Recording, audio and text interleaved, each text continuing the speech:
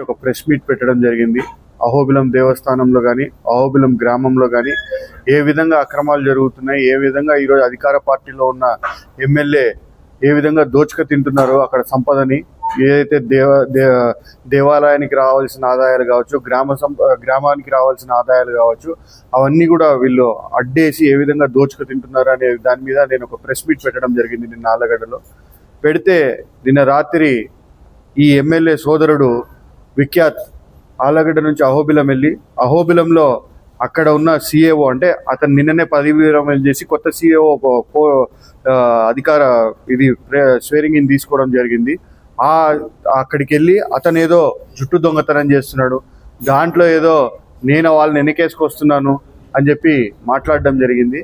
ముందుగా దాని మీద నేను ఒకటే విషయం చెప్పాలనుకున్నా. నేను నిన్న అడిగింది ఏంటిది, గేట్ల మీద, అహోబిలం టోల్ గేట్లు, అంటే అది గ్రామ పంచాయతీకి సంబంధించిన టోల్ గేట్లు. గతంలో 40 లక్షలు 45 లక్షలు పోయిన రోజున 150 రూపాయలు వసూలు చేస్తుంటే ఆ రోజు మీరే ప్రతిపక్షంలో ఉండి అక్కడికి మీడియాను వెంటేసుకొని వెళ్ళి గగ్గోలు పెట్టారు. 150 రూపాయలు వసూలు చేస్తున్నారు, భక్తులకు ఎంత ఇబ్బంది అవుతుంది, అదవుతుంది ఇదవుతుంది, మేము అధికారంలోకి వస్తే టోల్ గేటే లేకుండా చేస్తామని. ఈరోజు మీ అండదండలతో మీ అధికారాన్ని అడ్డుపెట్టుకొని కొన్ని అధికార వ్యవస్థల్ని అడ్డుపెట్టి ప్రజలను అక్కడ భయభ్రాంతులకు గురి చేసి టెండర్లకు రాకుండా 25 లక్షలకి మీరు ఈరోజు టెండర్ పాడుకున్నప్పుడు టోల్ గేట్ విలువ ఎంత ఉండాలో 100 రూపాయల కంటే ఎక్కువ వసూలు చేయకూడదు. అలాంటిది నేనేం చెప్పాను, ఈరోజు గ్రామ పంచాయతీకి కూడా అదనంగా బెనిఫిట్ జరిగే విధంగా నా కార్యకర్తలతో కానీ నాకు సంబంధించిన వ్యక్తులతో కానీ అహోబిలంలో అదే టోల్ గేట్ని 40 లక్షలకి లేకపోతే 50 లక్షలకి పాడించి 100 రూపాయలు వసూలు చేపిస్తాము. ఆ విధంగా గ్రామ పంచాయతీకి కూడా ఆదాయం వస్తుంది, అదేవిధంగా భక్తుల మీద కూడా భారం తగ్గుతుంది. దానికి మీరు సిద్ధమా అని అడగడం జరిగింది. ఈ సంవత్సరం అడిగినా, గత సంవత్సరం కూడా అడిగినా. అది పక్కన పెట్టేసి ఈ చౌకబారు వ్యాఖ్యలు అనమాట. నిన్న వీళ్ళు పోయి ఏదో అడ్డుకున్నారు, ఏదో అక్కడ అక్రమం అన్యాయం జరిగిపోతుంటే దాన్ని అడ్డుకొని దాన్ని ఏదో వీళ్ళు ఏదో హీరోయిక్గా ఇది చేసినారని చెప్పి చూపించుకోవాలని ట్రై చేసినారు. ఎంత చీప్ టాక్టిక్స్ అంటే ఒకసారి ఆలోచన చేయండి. అది ఎవరి సొమ్ము? అహోబిలంలో ఉన్న వెంట్రుకలు ఎవరి సొమ్ము? అది దేవస్థానానికి సంబంధించింది. దేవస్థానం పూర్తిగా కూడా ఎండోమెంట్ నుంచి మఠం కంట్రోల్లోకి వెళ్ళిపోయి 2 సంవత్సరాలు అయింది.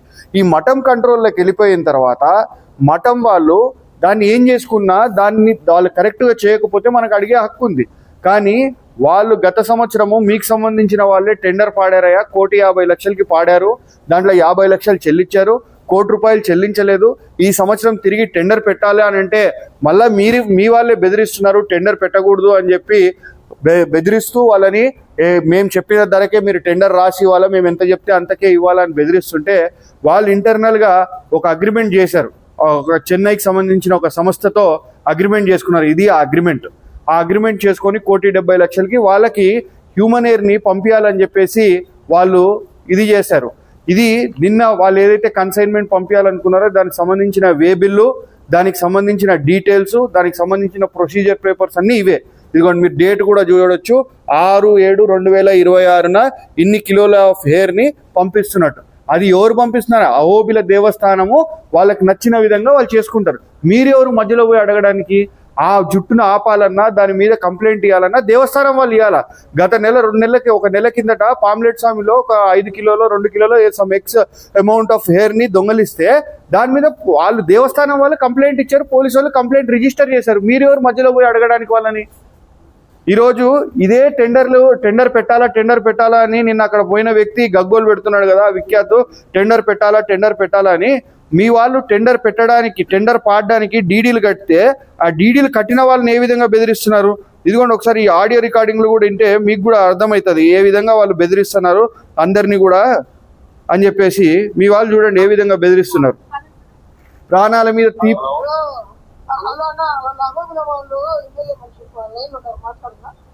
హలో హలో దూరయ్య హలో వాళ్ళ అభోబిలం వాళ్ళు ఎమ్మెల్యే మనిషి లైన్ ఉన్నారు, మాట్లాడున్నా. హలో హలో దూరయ్య మాట్లాడేది. నా కంపెనీ పేరు దూరయ్, చెప్పండి ఎవరు? ఇప్పుడు నువ్వు మీ కంపెనీ తరఫున 2 లక్షలు చెక్కులు వేశారు, ఐడియా ఉందా మీకు? డీడీ ఇచ్చినాము, రిటర్న్ చేశారే.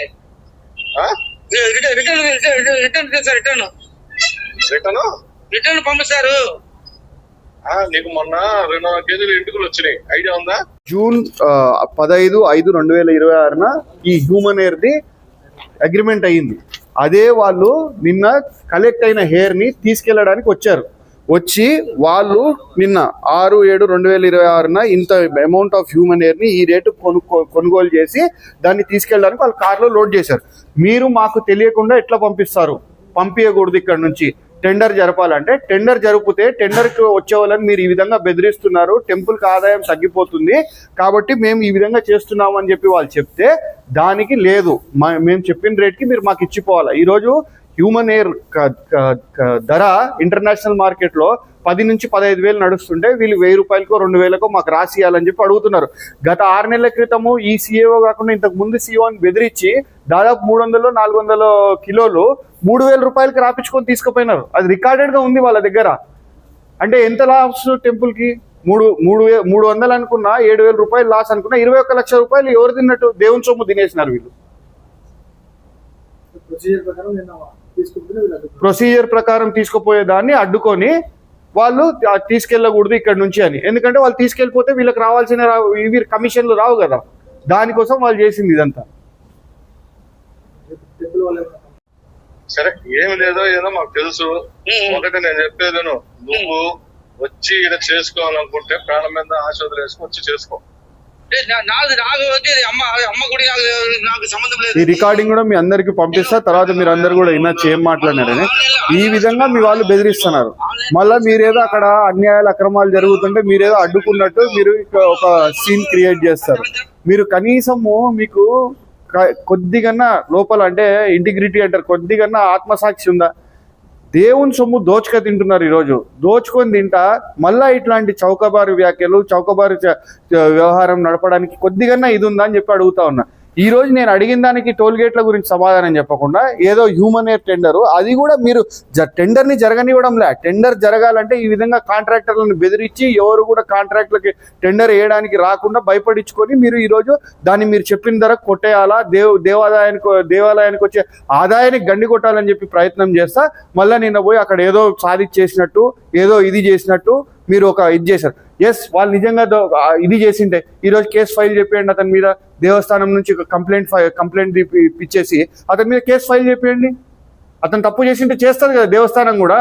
దేవస్థానం చూస్తా ఊరుకోదు కదా, మఠం ఊరుకోదు కదా. ఈరోజు మఠానికి పోయింది ఎండోమెంట్ నుంచి అంటున్నారు. ఈరోజు మంత్రాలయము మఠం హ్యాండ్ ఓవర్లో ఎంత బ్రహ్మాండంగా డెవలప్ అయింది. ఎందుకు అహోబిలం డెవలప్ కాలేకపోతుంది? ఈరోజు కేవలం మీరు చేస్తున్న అరాచకాలు, అవినీతి అందరికీ, ప్రజలందరికీ తెలుసు. ఈరోజు మీ నాయకులేమో రాష్ట్ర వ్యాప్తంగా హిందుత్వము, సనాతన ధర్మము గుడిమెట్లు అడుగుతారు. ఒకళ్ళేమో ఇమీడియట్ గా వేషధారణ మార్చేసి బొట్లు నామాలు పెట్టుకొని తిరుగుతుంటారు. మీరు చేసే ఇలాంటి చిల్లర చేష్టలు వాళ్ళకి కనపడడం లేదా? ఇప్పటికైనా పవన్ కళ్యాణ్ గారు, చంద్రబాబు నాయుడు గారు రేపు జిల్లాకు వస్తున్నారంట. దీని మీద ఖచ్చితంగా చంద్రబాబు నాయుడు గారు చర్యలు తీసుకోవాలా. దీని మీద ఏం జరుగుతుందో విచారణ జరిపించి ఖచ్చితంగా టెంపుల్కి వచ్చే ఆదాయానికి గండి పడకుండా చూడాలని చెప్పి నేను కోరుతా ఉన్నాను. దానికోసం ఈ ప్రెస్ మీట్ ఇక్కడ నిర్వహించడం జరిగింది. Right, thank you.